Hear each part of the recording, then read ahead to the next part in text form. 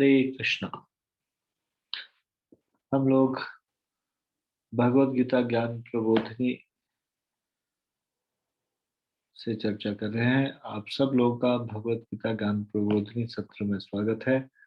हम चौथे अध्याय से चर्चा कर रहे हैं। चौथे अध्याय का शीर्षक है वेद मानव जाति का विशेष अधिकार। तो इससे पहले कि हम ये शुरू करें, कृपया आप सब लोग मेरे साथ ये प्रार्थना बोलिए, मंगलाचरण।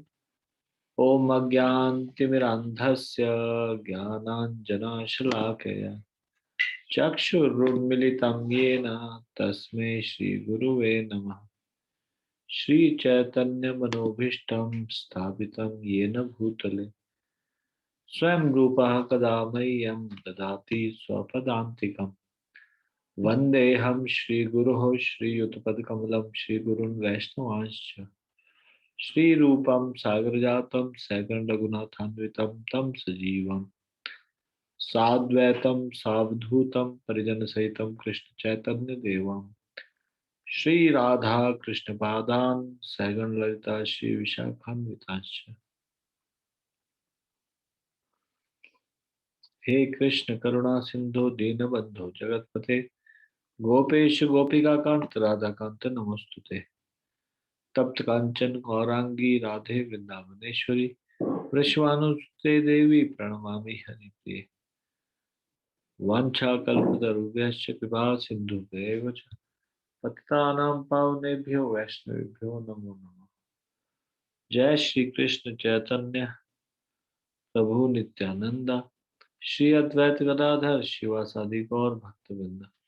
हरे कृष्ण कृष्ण कृष्ण हरे हरे, हरे राम राम राम हरे हरे।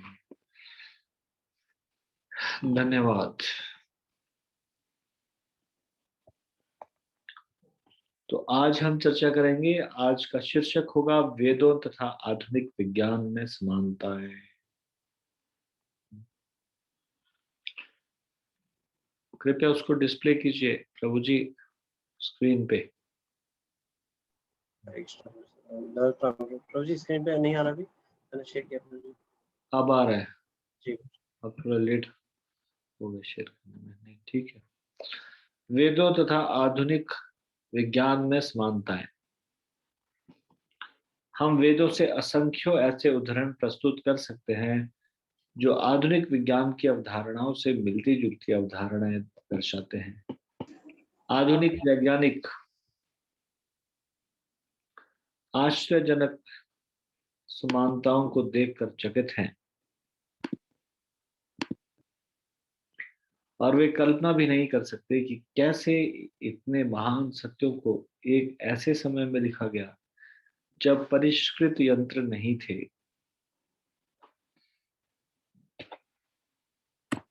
आधुनिक विज्ञान से प्राप्त और वेदों में समानता दर्शाने वाले कुछ उदाहरण इस प्रकार से हैं।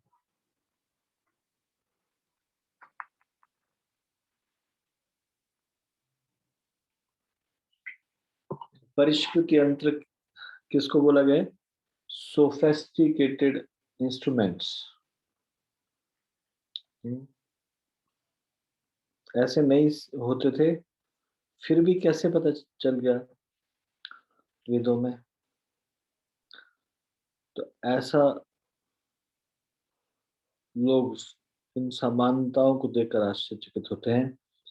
आधुनिक विज्ञान से प्राप्त और वेदों में समानता दर्शाने वाले कुछ उदाहरण हैं। अब ध्यान से सुनिएगा इसको। महाभारत वर्णन करता है किस प्रकार एक बार गांधारी गर्भवती थी। क्रोध के आवेश में आकर उसने अपने गर्भ पर प्रहार किया और परिणाम स्वरूप गर्भपात हो गया। गर्भ से बाहर निकले मांस के उस लोथड़ों को 100 टुकड़ों में विभाजित किया गया।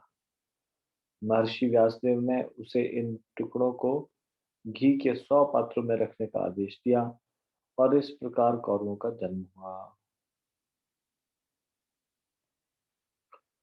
डॉक्टर बीजी मातापुरकर, मौलाना आजाद मेडिकल कॉलेज नई दिल्ली के एक शल्य चिकित्सक का कथन है, वास्तव में महाभारत वर्णन करता है कि किस प्रकार व्यासदेव ने गांधारी के एक ही भ्रूण से कौरवों को उत्पन्न किया था। डॉक्टर मातापुरकर 10 वर्ष पूर्व अपने द्वारा विकसित किए गए अंग पुनर्जनन तकनीक के संयुक्त संघ के पेटेंट धारी थे।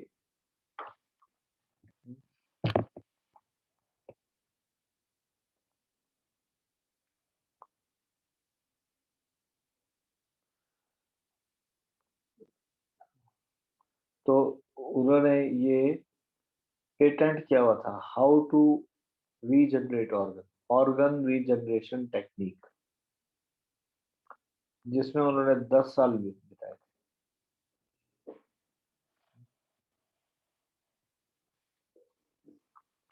वे आगे कहते हैं, उन्हें न केवल परख नली समझते हैं, परख नली शिशु, टेस्ट ट्यूब बेबीज,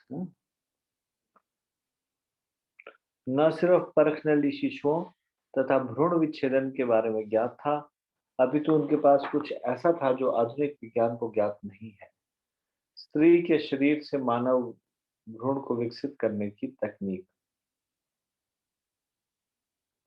ये द टाइम्स ऑफ इंडिया को 5 मई 2002 में दिया गया है और इंडियन एक्सप्रेस में 4 मई 2002 में दिया था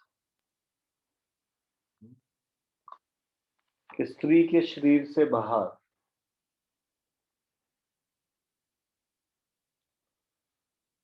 to grow human foetus outside the body of a woman,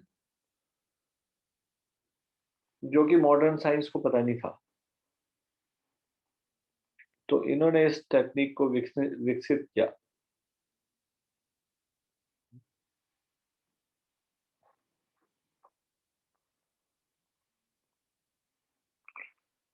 एक और एग्जांपल होता है, रामायण में रावण का विमान द्वारा एक स्थान से दूसरे स्थान पर उड़कर जाने का वर्णन।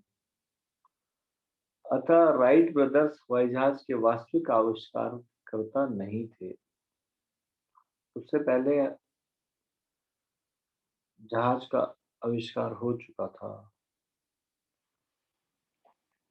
फिर एक और एग्जांपल दिया गया है, महाभारत में अश्वत्थामा ने उत्तरा पर ब्रह्मास्त्र फेंका था।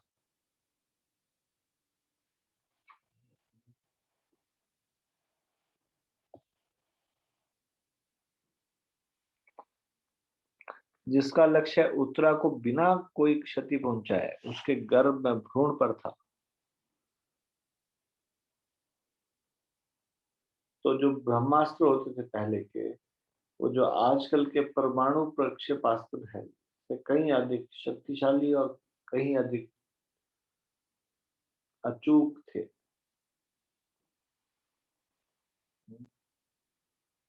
आजकल की न्यूक्लियर मिसाइल्स ज्यादा एक्यूरेट नहीं है और इतनी ज्यादा पावरफुल भी नहीं है कि पेट के अंदर एक भ्रूण को मार के आ जाए और उसकी माँ को बिल्कुल भी नुकसान ना पहुंचे।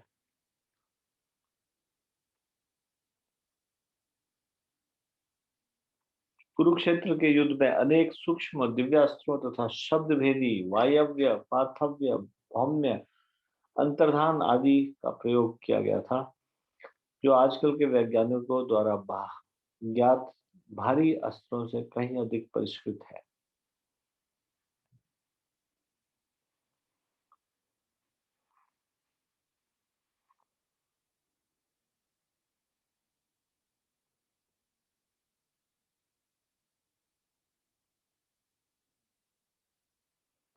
इन समानताओं के अतिरिक्त अनेकों ऐसे तथ्य हैं जो स्मरणातीत काल से वेदों में निर्दिष्ट है, किंतु जिनकी खोज करना आधुनिक वैज्ञानिकों ने अभी आरंभ ही किया है। उनमें से कुछ तथ्य हैं।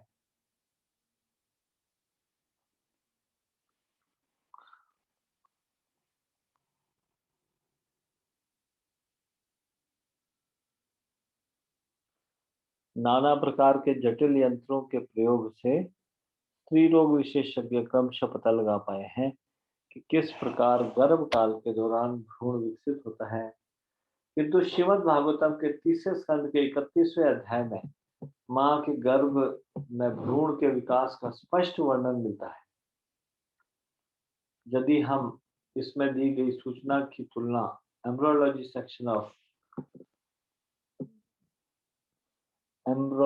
Section of Gray's anatomy, Gray's एक व्यक्ति का नाम है, यानी कि ग्रे के द्वारा जो ये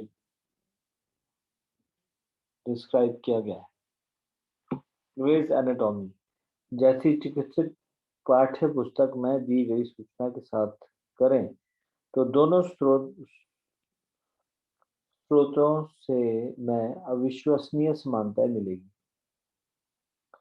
फिर एक है वेद गाय के गोबर को एक पशु विष्ठा होने पर भी पवित्र बताते हैं, जबकि गोबर के रोगाणुरोधक गुणों की खोज मात्र सन 1940 में की गई थी।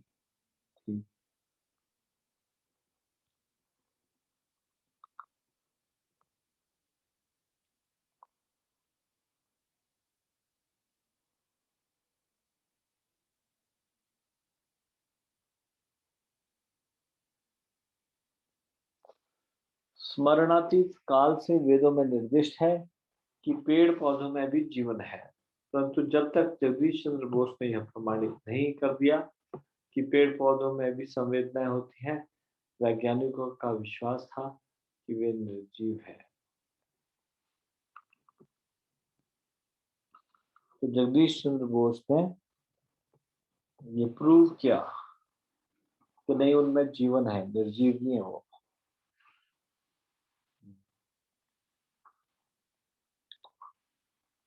तो ये है वेद तथा आधुनिक विज्ञान में समानता है। अब हम चर्चा करेंगे ऐसी वैदिक भविष्यवाणियों की जो सत्य हुई, जैसे कि यहाँ पे लिखा है वेद अवतारों अथवा महान विभूतियों के प्राकट्य की अचूक भविष्यवाणियां भी करते हैं।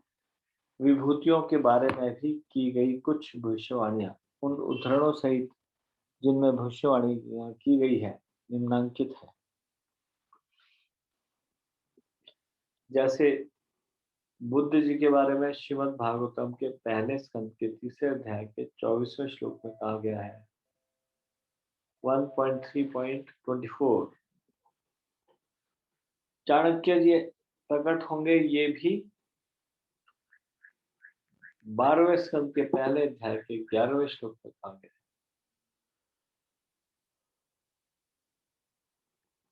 चैतन्य महाप्रभु के प्राकट्य के बारे में महाभारत के 127.92.75 में इसका वर्णन मिलता है। श्रीमद् भागवतम के 11वें स्कंद 5वें अध्याय के 32वें श्लोक में इसका उत्तर मिलता है।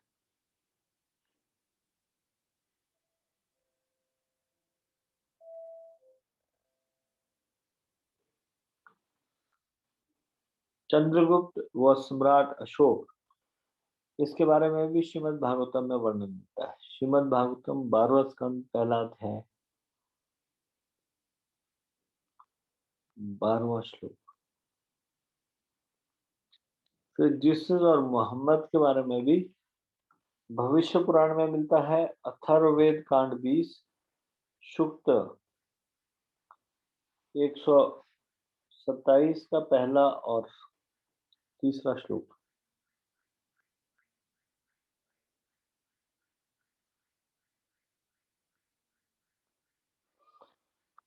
कलयुग वर्तमान युग में होने वाले पतन की भी स्पष्ट भविष्यवाणियां हुई हैं, जिनमें से कुछ इस प्रकार से हैं।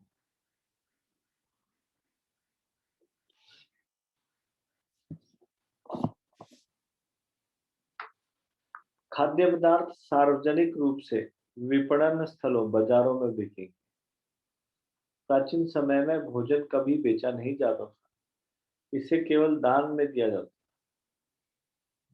परंतु आजकल हर तीसरी दुकान में खाद्य वस्तुएं बिकती हैं।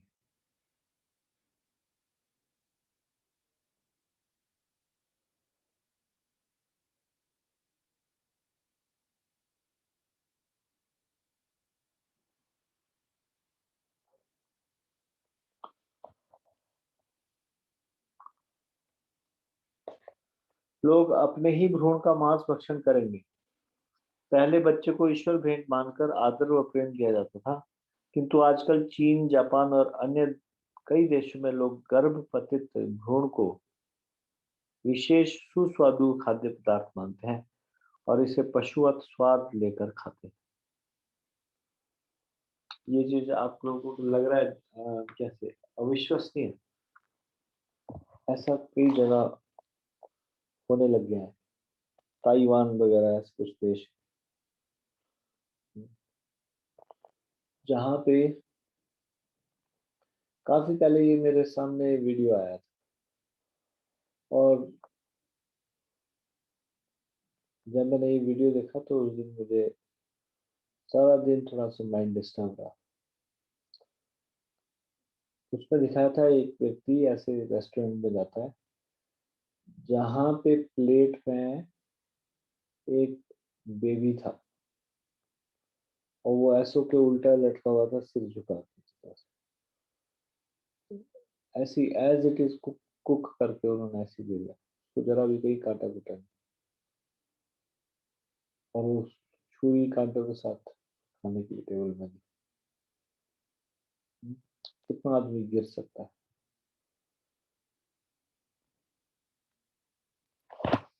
तो भ्रूण का मांस भक्षण करेंगे लोग, ऐसा श्रीमद् शास्त्रों में बताया गया है। भविष्यवाणी ऐसा होना शुरू हो गया। देयर आर सम रेस्टोरेंट्स जहां उन्होंने कुछ स्त्रियों को पाल रखा है जिनका कार्य है संतान उत्पन्न करना और प्री मैच्योरली उसको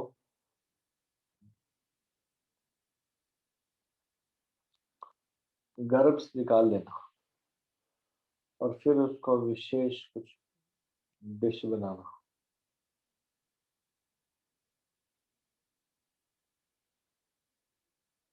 कितना घोर पापी होंगे लोग।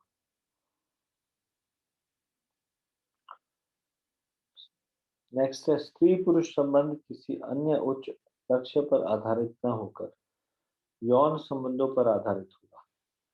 पूर्व काल में विवाह को भोग विलास के लिए न मानकर अपनी सेवा को बढ़ाने के लिए एक पवित्र दायित्व माना जाता था, परंतु कोई भी बिना किसी वास्तविक अनुष्ठान या समझौते के विवाहों और साथ साथ रहना की बढ़ती हुई संख्या को देख सकते हैं।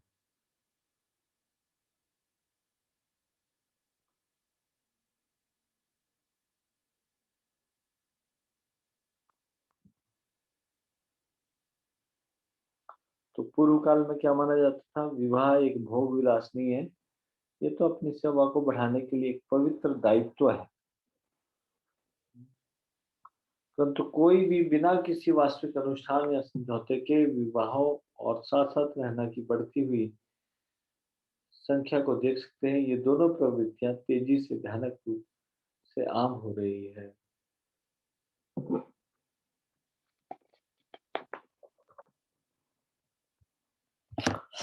फिर एक जगह लिखा है शास्त्रों में, लावण्यम केश धारणम, लंबे बालों वाले पुरुष सुंदर माने जाएंगे। तो ऐसा होने लग गया ना कलयुग में, स्त्रियों के बाल कट गए और पुरुषों के बाल लंबे हो गए। विप्रदवे सूत्र में वही, एक ब्राह्मण की पहचान उसके केवल जनेऊ पहनने से होगी।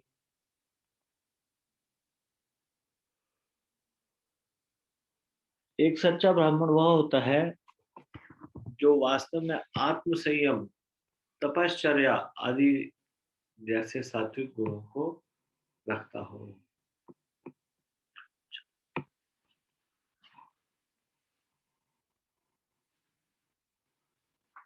यदि वेद लौकिक मूल से है तो उनके लिए ऐसे गूढ़ सत्या जिन्हें आधुनिक विज्ञान ने हाल ही में खोजना शुरू किया है, वो अब बताना संभव कैसे हो सकता है?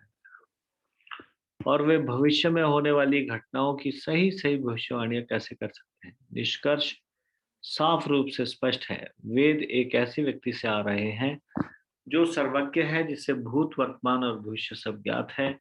दूसरे शब्दों में वेद भगवान के शब्द हैं।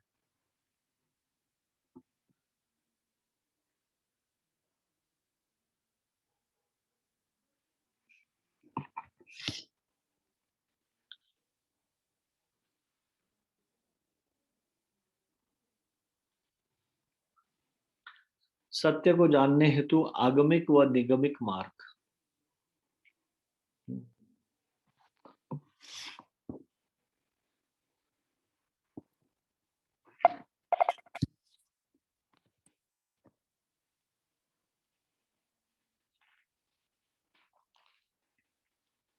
Inductive and deductive approach to know the truth. Inductive है असेंडिंग मेथड और डिडक्टिव है डिसेंडिंग मेथड। आगमिक या आरोह और निगमानिक या अवरोही। आरोह ऊपर चढ़ना, अवरोह नीचे उतरना। तो ये दो तरह के मार्ग है सत्य को जानने के लिए, असेंडिंग एंड डिसेंडिंग। आरोही विधि का अर्थ है किसी भी अधिकारी को स्वीकार न करना और स्वयं के प्रयास या कल्पना से सत्य को ढूंढने का प्रयास करना।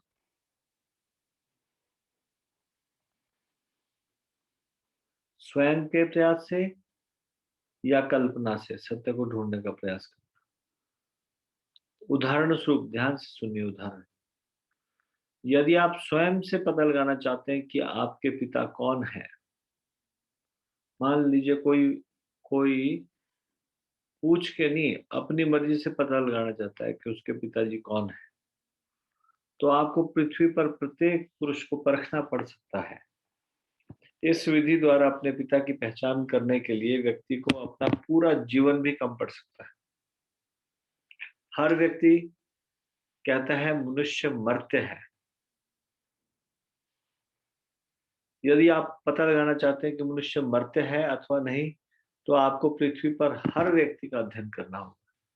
और फिर भी आप सोच सकते हैं कि संभवतः कोई व्यक्ति होगा जिसकी मृत्यु नहीं होगी, किंतु आपने उसे अभी तक देखा नहीं।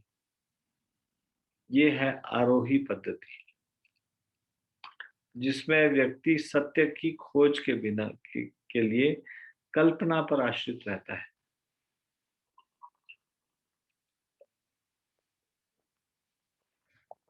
विज्ञान में भी यही विधि है और इस प्रकार विज्ञान क्षेत्र प्रेक्षण क्षेत्र बनकर रह गया है।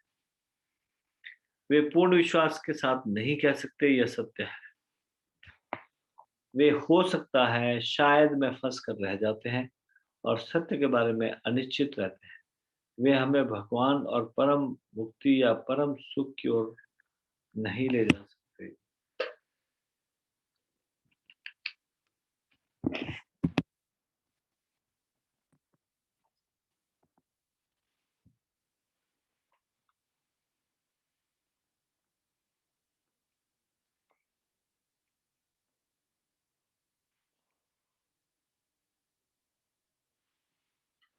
अब दूसरी विधि है अवरोही।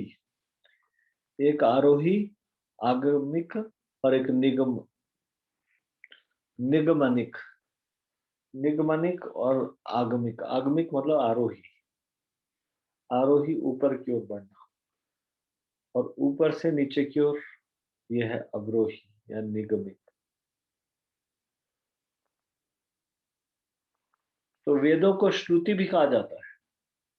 श्रुति श्रवण द्वारा अर्जित किए जाने वाला ज्ञान। किसको बोलते हैं श्रुति? जो श्रवण के द्वारा अर्जित किया जाता है ज्ञान, वो श्रुति है। तो वेदों को श्रुति भी कहा जाता है। यह कोई प्रायोगिक ज्ञान नहीं है, इसमें प्रयोग की आवश्यकता नहीं। श्रुति को माँ के समान समझा जाता है।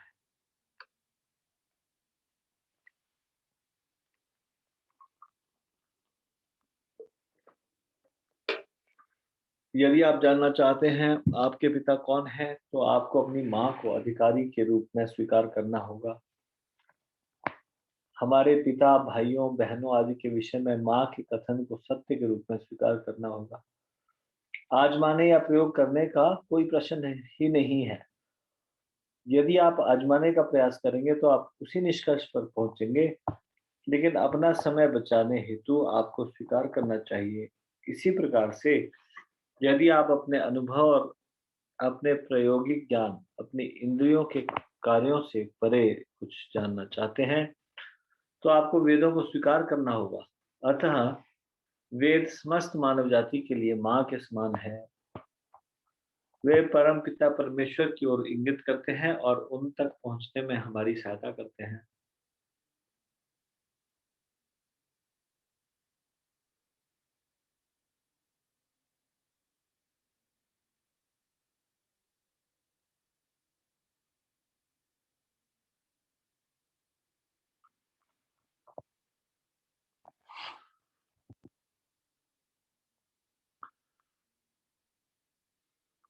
यदि आप आजमाने का प्रयास करेंगे तो आप उसी निष्कर्ष पर पहुंचेंगे, लेकिन अपना समय बचाने के लिए आपको स्वीकार करना चाहिए।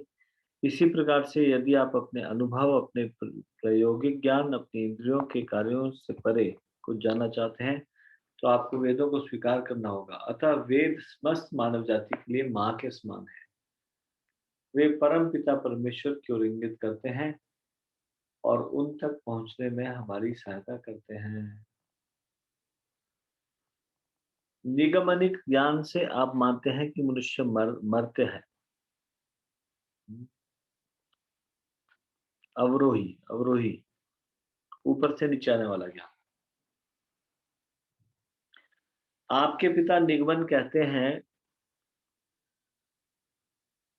मनुष्य मर्त है। आपकी बहन कहती है मनुष्य मर्त है। हर व्यक्ति कहता है मनुष्य मर्त है। आप प्रयोग नहीं करते, आप इसे तथ्य के रूप में ग्रहण करते हैं कि मनुष्य मरते हैं। यह निगमन ज्ञान है। मनुष्य को निगमन अवरोही विधि से बुद्धिमत्ता पूर्वक वैदिक ज्ञान को स्वीकारने का चुनाव करना चाहिए।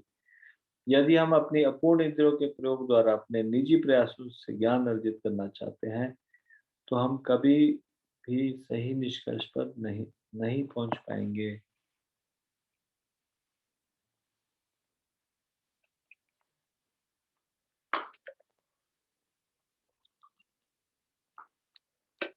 तो देखिए यहाँ पे कितना सही बताया।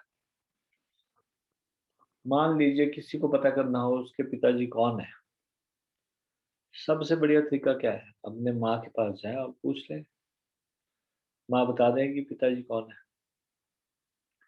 दूसरा तरीका ये हो सकता है कि मैं पता लगा के रहूंगा मेरे पिताजी कौन है। अब वो दूसरा तरीका यदि अपनाए और वो एक्सपेरिमेंट करे, जैसे डीएनए टेस्ट करना होगा।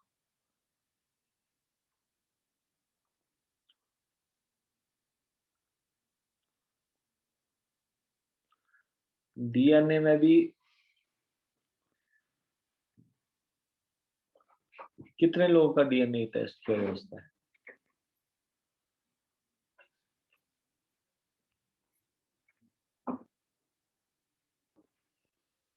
तो डीएनए टेस्ट में भी एग्जैक्ट डीएनए नहीं मिलता है। वो संभावना होती है कि ये मिलता जुलता डीएनए, उससे पता लगाया जाता है कि हाँ इनका डीएनए मिल रहा है। तो उसके लिए इम्प्रैक्टिकल हो जाएगा। इतने सारे लोग किस किस का डीएनए करेंगे, कब तक करेंगे? तो इससे बेटर है कि प्रामाणिक स्रोत के पास जाया जाए। प्रामाणिक स्रोत है माँ, वो बताएगी कि वास्तव में पिताजी कौन है। तो ऐसा ही है वेद के पास जाना, वेद से पूछना भगवान कौन है। भगवान हमारे पिता है, वेद हमारी माँ के समान है। पिता का जी के बारे में पूछना है, भगवान के बारे में, तो किससे पूछ, वेदों से जानना चाहिए। और जो वेदों को श्रुति बोलते हैं, पहले के समय में श्रवण के माध्यम से गुरु शिष्य परंपरा से विचारी थी। फिर कुछ स्मृतियां भी है, स्मृति, ये पुराण इत्यादि, ये स्मृति है। स्मृति जो श्रुति बोलती है उसकी ओर इंगित करती है। जैसे माँ है वेद, तो ये पुराण इत्यादि ये है बड़ी बहन। कई बार माँ घर में ना हो तो बड़ी बहन याद दिलाती है, देखो याद है माँ ने क्या कहा था, माँ ने कहा था ये शरारत नहीं करनी, या फिर या कुछ भी, ये कैसे करना है। तो स्मृति, स्मृति मतलब पुराण इत्यादि। पुराण वही बातों को कहते हैं जो वेदों ने कही गई है, वेदों में कही गई। तो वेद माँ के समान है, तो पुराण क्या है, बड़ी बहन के समान। क्लियर हो गया?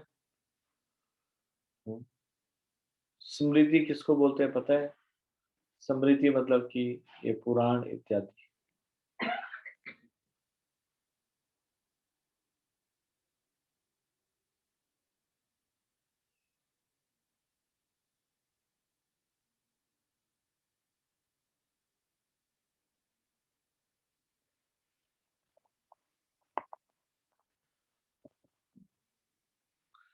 तो स्मृति और श्रुति, श्रुति वेद उपनिषद, स्मृति पुराण उपपुराण इत्यादि। तो सबसे बेस्ट तरीका क्या है? अवरोही विधि, डिसेंडिंग मेथड। भगवान से ज्ञान आया और भगवान से ये ज्ञान आया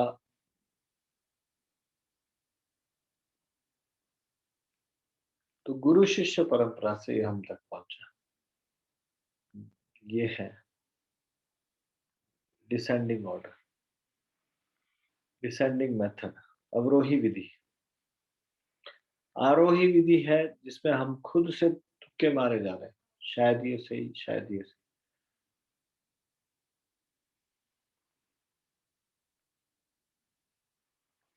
तो ज्ञान अर्जन करने की वैदिक प्रक्रिया, कैसे ज्ञान अर्जन किया जा सकता है? विज्ञान के प्रत्येक क्षेत्र में प्रामाणिक पुस्तकें होती है जो पाठकों की विश्वसनीयता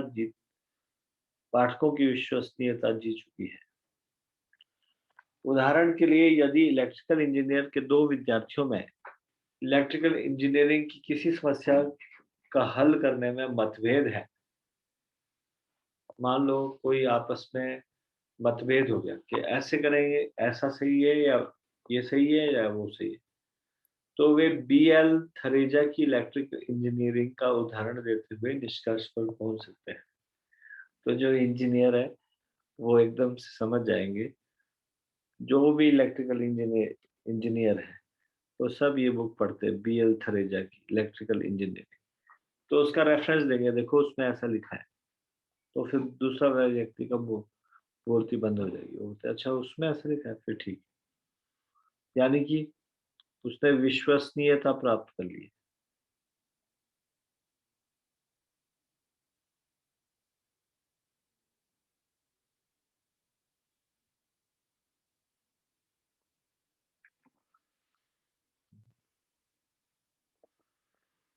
इसी प्रकार से आध्यात्मिक ज्ञान में प्रामाणिक वैदिक उदाहरण है जिन्हें समयातीत काल में समझा गया है, उन्हें व्यवहार में लाया गया और प्रमाणित किया गया। भौतिक विज्ञान में विषयों को पढ़ाने के लिए हमारे पास प्राध्यापक होते हैं और इन प्राध्यापकों ने विषय को अपने शिक्षकों से सीखा है। इसी प्रकार से आध्यात्मिक विज्ञान का ज्ञान शिष्य परंपरा द्वारा अवतरित हुआ है और समस्त वैदिक प्राध्यापकों ने अपने गुरुओं से ज्ञान प्राप्त किया है।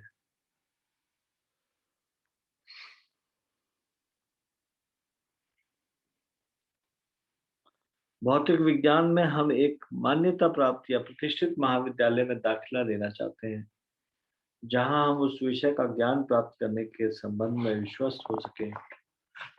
वेदों के संबंध में भी यही सच है। देखिए, अगर आप सीखना चाहते हैं इंजीनियरिंग के बारे में, तो ऐसा भी हो सकता है ना कि आप किताब खरीदें, पढ़ें और बस बन जाए इलेक्ट्रिकल इंजीनियर। ऐसा नहीं होता।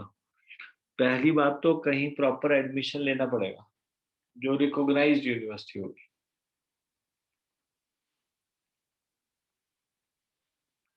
जब उसमें आप दाखिला लेंगे,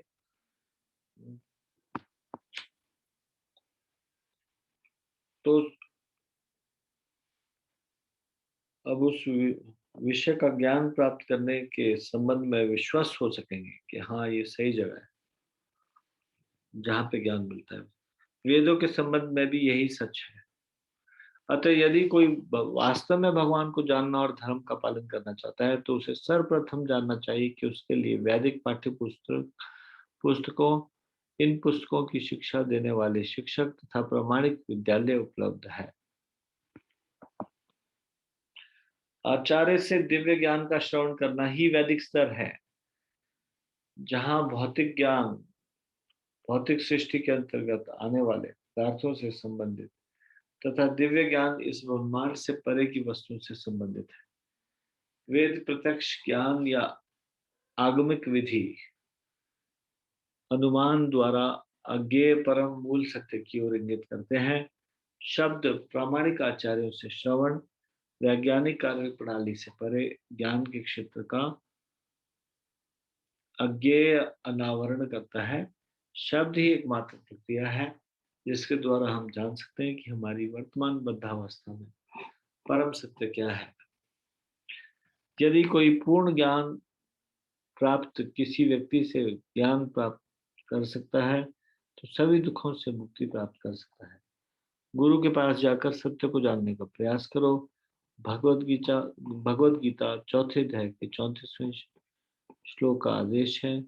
उनसे विनीत होकर जिज्ञासा करो और उनकी सेवा करो। स्वरूप सिद्ध व्यक्ति तुम्हें ज्ञान प्रदान कर सकता है, क्योंकि उन्होंने सत्य का दर्शन किया है। इसके अतिरिक्त मुंडक उपनिषद 1.2.12 आदेश देता है कि एक निष्ठावान शिष्य को दिव्य ज्ञान प्राप्त करने और प्रबुद्धता के लिए आदर्श गुरु के पास जाना होगा।